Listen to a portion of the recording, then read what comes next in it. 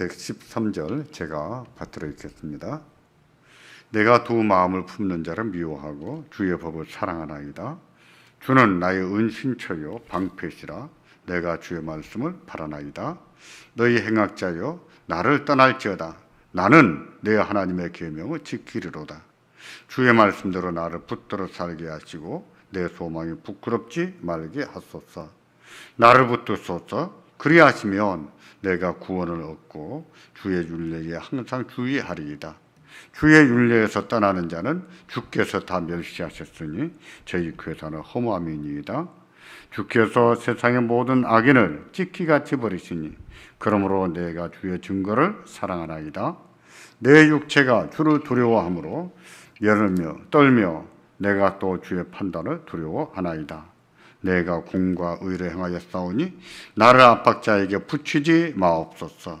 주의 종을 보증하사 복을 얻게 하시고 교만한 자가 나를 압박하지 못하게 하소서.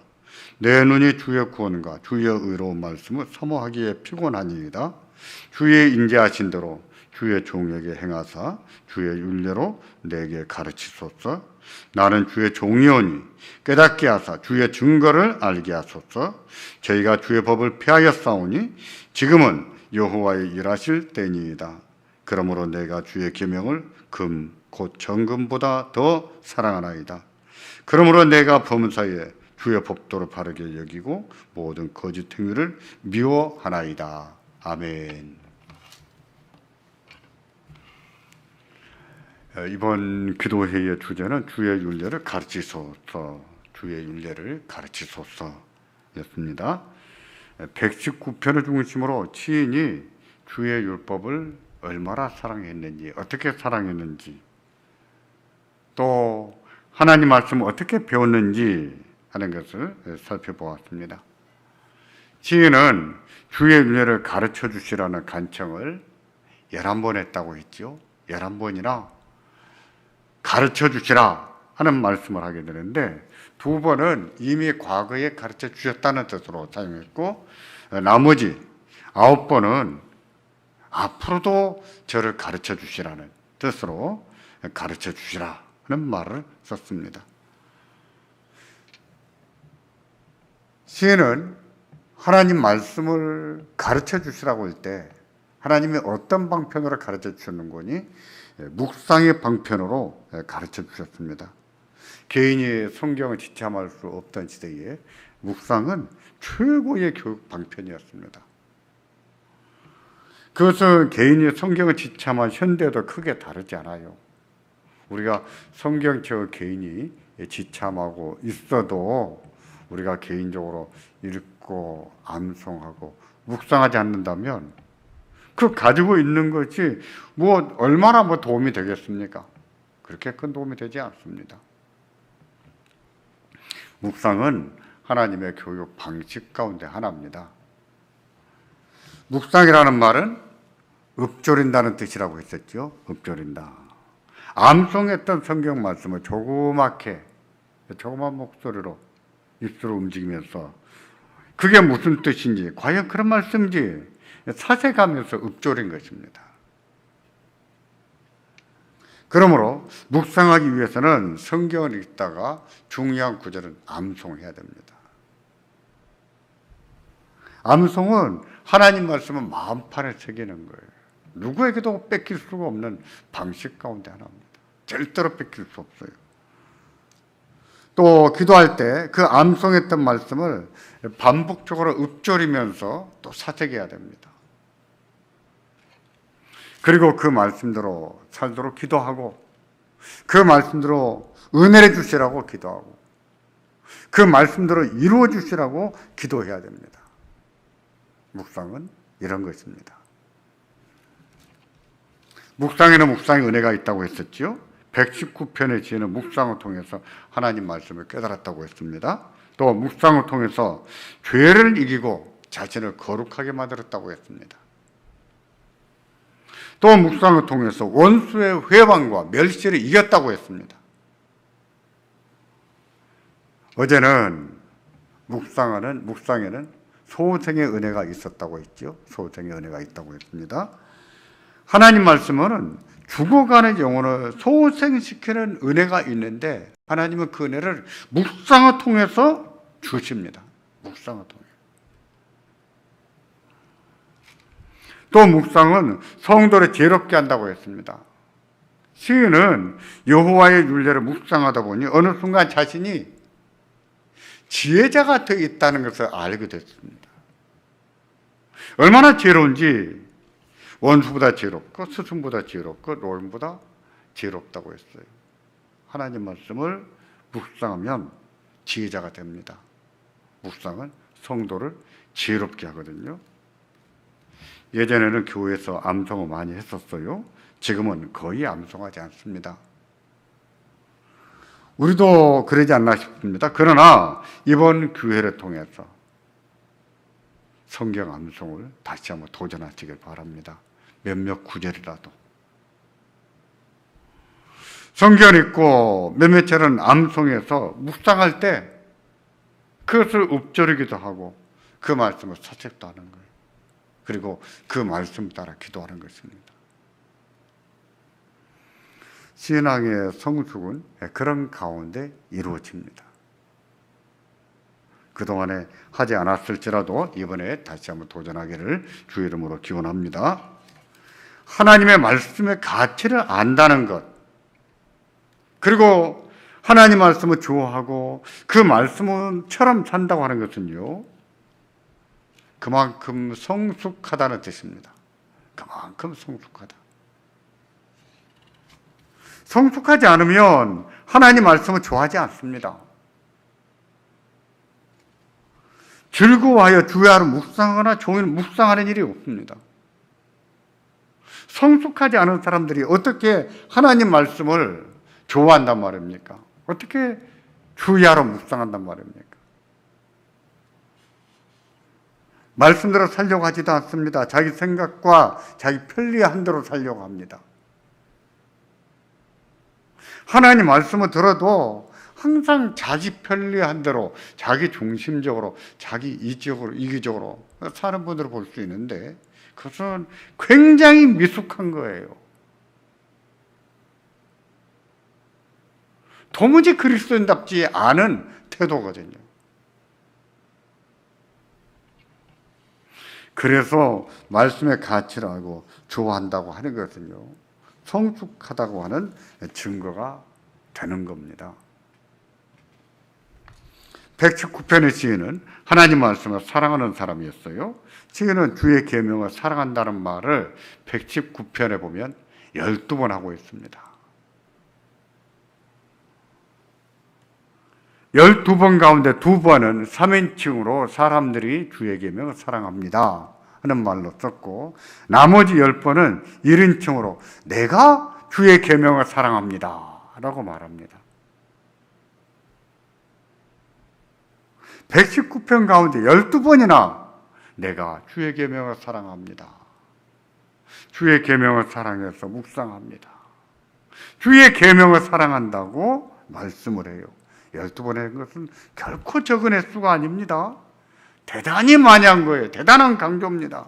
그런 사실만 보아도 시인이 하나님 말씀을 얼마나 사랑했는지 짐작할 수가 있죠.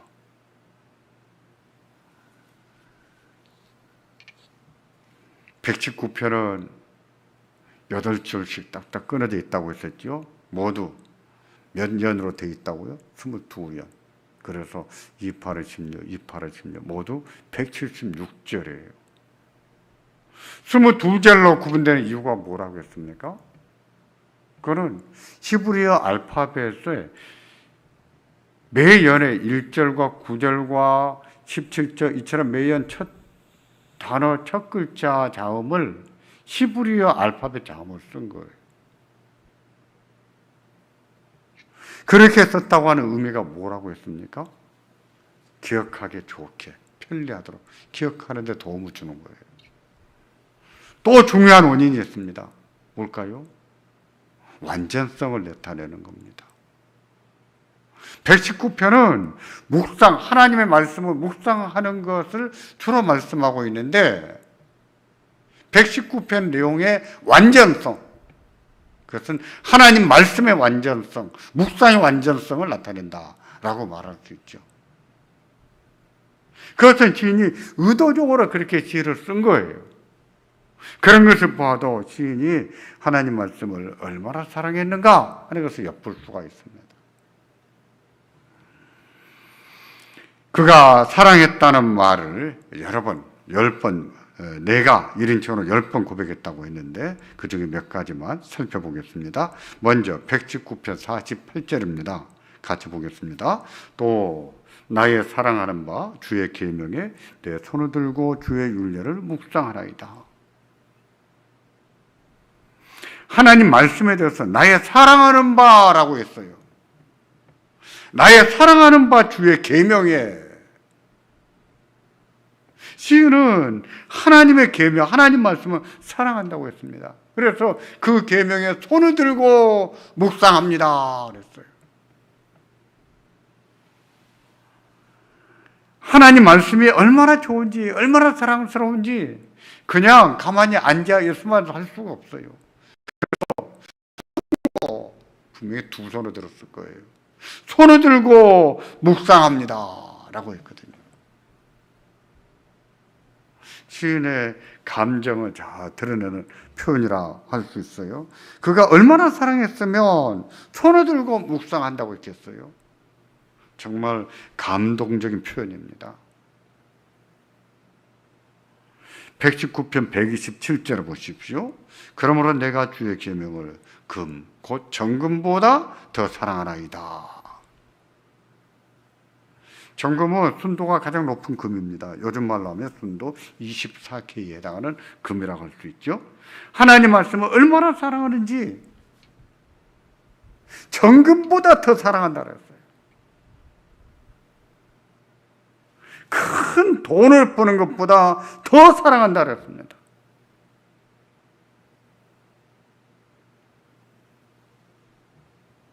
오늘 현대인들이 돈을 얼마나 좋아합니까? 부자가 되기를 얼마나 좋아합니까? 부자가 되는 것도 중요하지만 부자가 다가 아니에요. 부보다 더 중요한 것도 있습니다. 심지어 가난하게 산다고 해도 부보다 더 중요한 게 있어요. 그런 가치를 모르고 삽니다. 그냥 큰 돈을 버는 게 다인 줄로 아지. 그런데 시인은 큰 돈을 버는 것보다 더 사랑한다고 그랬습니다. 그렇게 말했다는 것은 재물보다 하나님 말씀에 더 가치를 두고 살았다는 뜻이죠. 시인은 하나님 말씀의 가치를 잘 아는 사람이었어요. 그래서 그 말씀을 묵상했고 그 말씀대로 살기를 기도했습니다. 그렇게 말씀을 묵상하다 묵상의 은혜가 무엇인지 알게 된 거예요. 그래서 119편은요 율법 찬가이지만 동시에 그 내용면에서 볼 때 묵상의 중요성을 가르치기도 해요. 결국은 하나님 말씀을 묵상하는 것인데 우리도 하나님 말씀의 가치를 좀 알아봤으면 좋겠어요. 하나님 말씀이 얼마나 가치 있는지 얼마나 중요한지 큰 돈을 버는 것보다 더 중요하다는 것을 좀 알아봤으면 좋겠습니다. 안타까워요. 그 가치를 몰라보는 게. 그만큼 우리는 세속화되어 있어요. 고난을 받으면서도 믿음을 지키겠는가? 아니면 부를 지키기 위해서 믿음 지키기를 포기하겠는가? 어느 쪽으로 하겠습니까? 박해기의 성도들을 보면 믿음을 지키기 위해서 기꺼이 부를 포기했습니다. 기꺼이 재산을 몰수를 당한다고 해도 믿음을 지키기 위해서 하나님을 선택하고 하나님 말씀을 선택해요. 그 가치를 아는 것이죠. 우리도 그 가치를 좀 알아봤으면 좋겠어요. 하나님 말씀이 얼마나 가치가 있는지. 대개 이런 것은 언제 아느냐면요, 고난을 당해보면 압니다. 고난을 당해보면. 사방이 캄캄할 정도로 고난을 당해보면 정말 나를 도와줄 사람이 아무도 없구나 싶을 만큼 고난을 당해보면 하나님 말씀밖에 없구나 하는 것을 깨닫게 됩니다. 정말 절박한 처지를 겪어보면 하나님 말씀밖에 없어요. 사람 돕는 것도요, 한계가 있습니다. 한계가 있어요. 하나님 말씀밖에 없습니다. 그 가치를 좀 알아봤으면 좋겠습니다. 하나님 말씀 중에는 어려운 말씀도 있습니다. 이해하기 어려운 말씀도 있고요. 또 순종하기 어려운 말씀도 있어요. 어떤 말씀은 배우기가 어렵고 깨닫기가 어렵고 어떤 말씀은 지키기가 어려워요. 지인도 그런 사실을 인정합니다. 119편 20절에 보겠습니까? 20절에 보면 주의 규례를 항상 사모함으로 내 마음이 상합니다 그랬어요. 하나님 말씀을 사모하기 때문에 내 마음이 상합니다.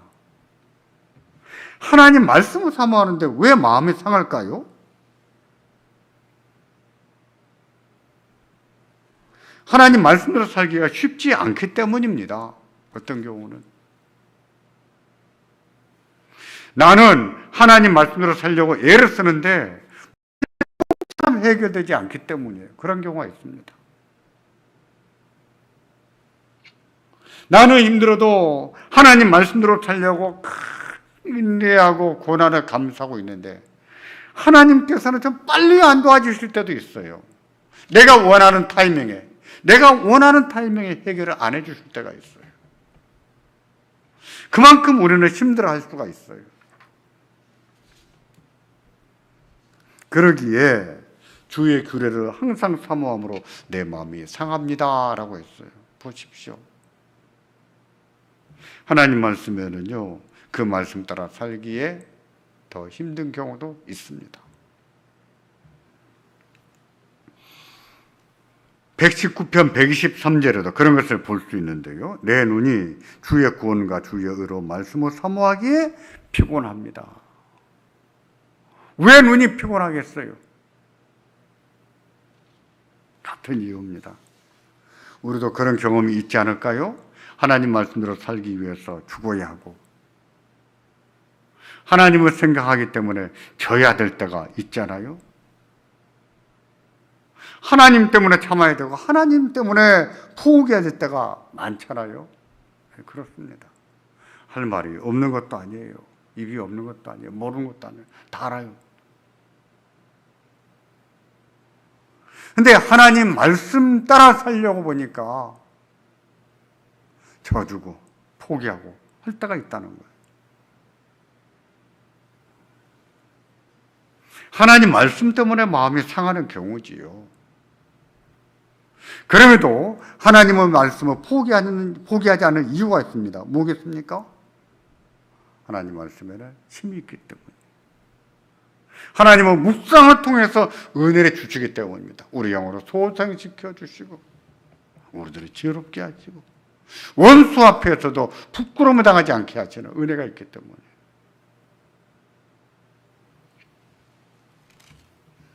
만일 하나님 말씀대로 사는 것이 힘들다고 말씀대로 살기를 포기하면 어떻게 될까요? 배우기도 힘들고 순종하기가 힘들다고 포기하면 어떨까요? 그러면 거듭났을지라도 어린아이로 살아야 됩니다. 평생 그리스도 안에서 어린아이, 하나님 은혜가 무엇인지도 모르고 묵상의 은혜가 무엇인지도 모르고 살아야 돼요. 예수를 믿은 지 10년, 20년 됐는데도 하나님 말씀이 무엇인지, 말씀의 은혜가 무엇인지, 하나님의 뜻이 무엇인지 몰라요. 그리스도 안에서 어린아이지요. 믿음으로 사는 것이 어떤 것인지 모릅니다. 믿음의 비밀, 믿음의 능력, 그걸 모르는 거예요. 그렇게 되지 않으려면요, 젖만 먹으면 안 됩니다. 단단한 식물을 먹어야 돼요. 하나님 말씀을 배우기가 힘들어도 인내하면서 배워야 되고요.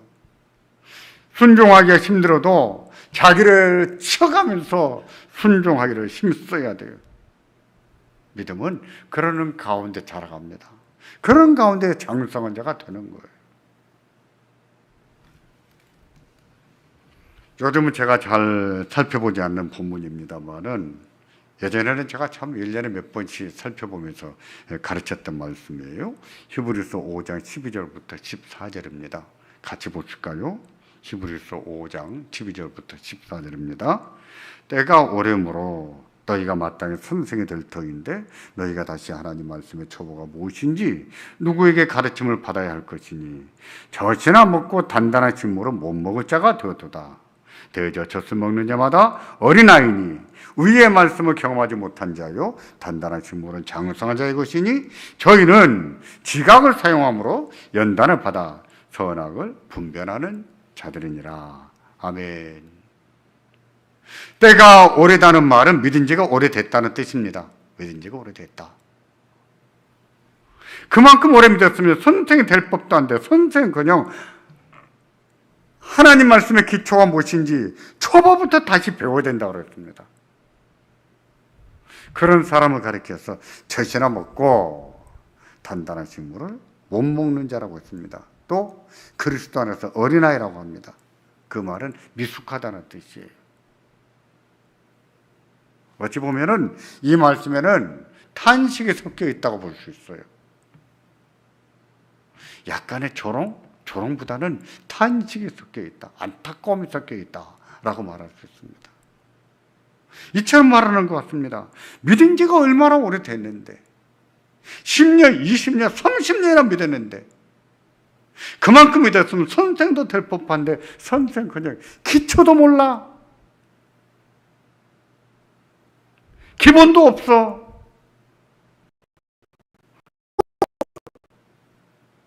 기본부터 다시 배워야 되겠다 라고 말씀하는 거예요. 젖이나 먹고 단단한 식물은 못 먹겠구나.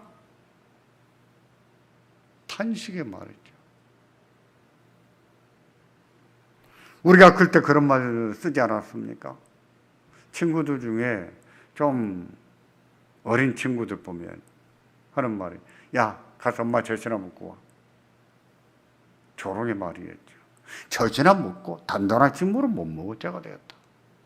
믿은 지가 얼마나 됐는데. 보십시오. 하나님 말씀이 어렵다고 배우기를 포기하고 순종하기 힘들다고 순종하기를 포기하면 어린아이여 젖이나 먹는 자라고 하지 않았습니까? 그렇습니다. 하나님 말씀이 어렵다고 배우기가 어렵고 순종하기 어렵다고 해서 포기하면 10년을 믿고 20년을 믿고 30년을 믿어도 어린아이입니다. 그리스도 안에서 어린아이. 직분이 문제가 아니에요. 직분이 문제가 아니에요. 그러므로 우리가 장성한 자가 되어야 됩니다. 그리스도 안에서 자라가야 돼요. 장성한 자는 단단한 식물을 먹거든요. 배우기도 어려워도 인내하면서 배웁니다. 순종하기는 좀 힘들어도 참아가면서 순종해요. 근데 그 사람들의 특징이 있습니다. 그것은 무엇인 거 아니? 지각을 사용함으로 연단을 받는다 그랬어요.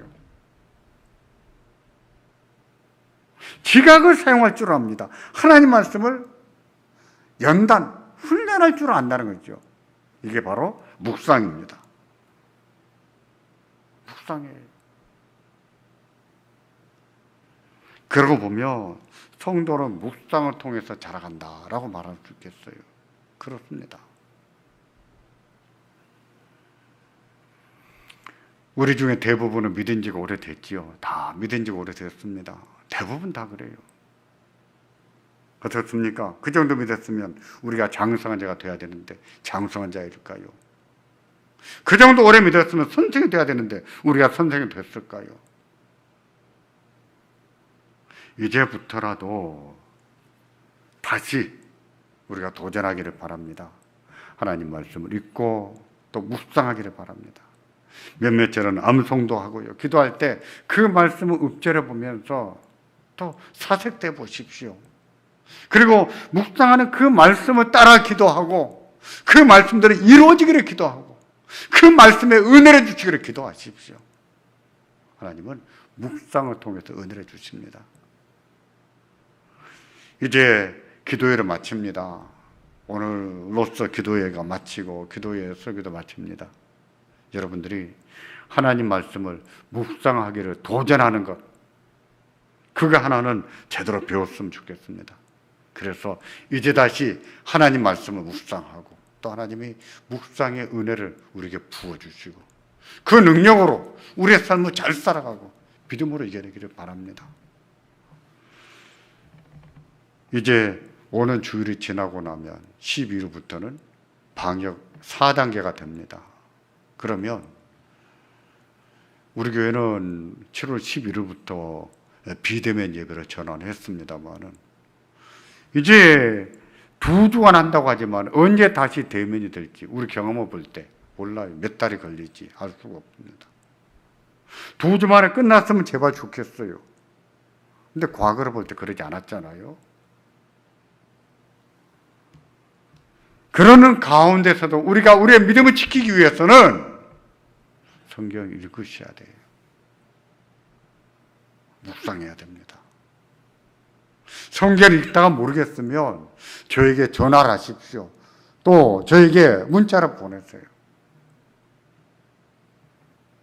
그리고 물어보십시오. 그렇게라도 배우셔야 돼요. 또 영상 설교와 음성 설교를 많이 올려놨습니다. 그 중에 하나씩 선택해서 배우시기를 바랍니다. 욥기도 배우시고 전도서도 배우시고 산상모험도 다시 한번 들으면서 배우기를 바랍니다. 그렇게 하지 않으면 우리의 믿음은 어느 순간에 바람 빠진 풍선이 되어 있을 겁니다. 축 처져서 힘도 없고 에너지가 없는 그런 신앙인으로 전락할 수 있습니다. 이 팬데믹 시대에 우리가 위축되지 않고 오히려 믿음을 강하게 키워나가고 더 성장해 갈 수 있기를 주의 이름으로 축원합니다. 기도하겠습니다.